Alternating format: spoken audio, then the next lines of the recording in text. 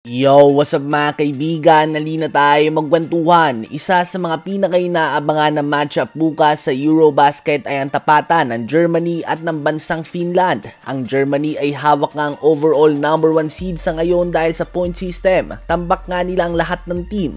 Bukod nga sa may perfect 4-0 record sila, sa apat na panalo na yan, ang total na tambak nila sa mga team ay 134 points.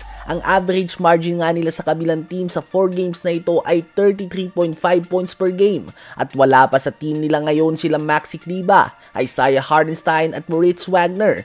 Sila ay pinapangunahan ng World Cup MVP Dennis Schroeder at All-Star caliber player Franz Wagner. Sa kanilang panguna ay tila ba untouchable sila ngayong Eurobasket at walang makadikit sa kanila. Habang ang Finland naman ay may record na 3 wins and only 1 loss. Nanggaling pa lamang sila sa talo sa kanilang last game laban sa Lithuania, kung saan natalo sila sa dikit na score na 81-78. Naging dikit nga ang bakbakan na ito mga kaibigan hanggang sa dulo. Sa Finland naman ay nagmumukhang one-man team ito sa panguna ni Lauri Markkanen. Nagagawa niya ang buhati ng team na ito at so far ay ginagawa niya talaga ang lahat. Mapascoring man yan, rebounding, playmaking and defending, talagang makakaasa ka nga sa kanya. Ganun pa man kitang-kita nga ang kontra sa dalawang team na ito.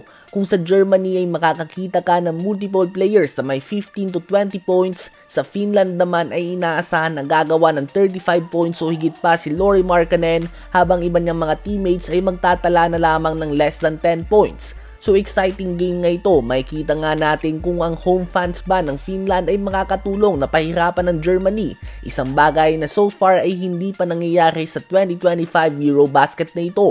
Ano ba ang masasabi nyo tungkol dito? Habang matapos naman ng unang linggo ng Eurobasket ay si Luka Doncic nga ng Slovenia ang number 1 sa points, assists, and steals sa buong tournament na ito. So far ay may average nga siya mga kaibigan na 31 points, 7 rebounds, 8 assists and 3 steals per game. May record lamang Slovenia na 2 wins and 2 losses. Subalit sapat na nga yan upang makapag-qualify sila sa round of 16 at maiwasan ang pagkakalaglag sa first round. Ang next game nila ay laban sa malakas na team ng Israel. Ang mga fans ng Slovenia ay naniniwala pa din na kaya nilang magkaroon ng podium finish kahit na hindi maganda ang pinapakita ng kanilang team simula pa noong nasa friendly games pa lamang sila, kung saan sila ay nagtala lamang ng record na 1 win and 6 losses. At malaking dahilan nga mga kaibigan sa paniniwala na ito ng mga Slovenian fans ay si Luka Doncic, na considered ng madami bilang one of the top 5 best players in the world today. Naniniwala nga mga fans ng Slovenia na sa kanyang panguna ay lahat posible. At totoo naman yan, capable nga si Luka na gumawa ng 50-point triple-double at proven na yan.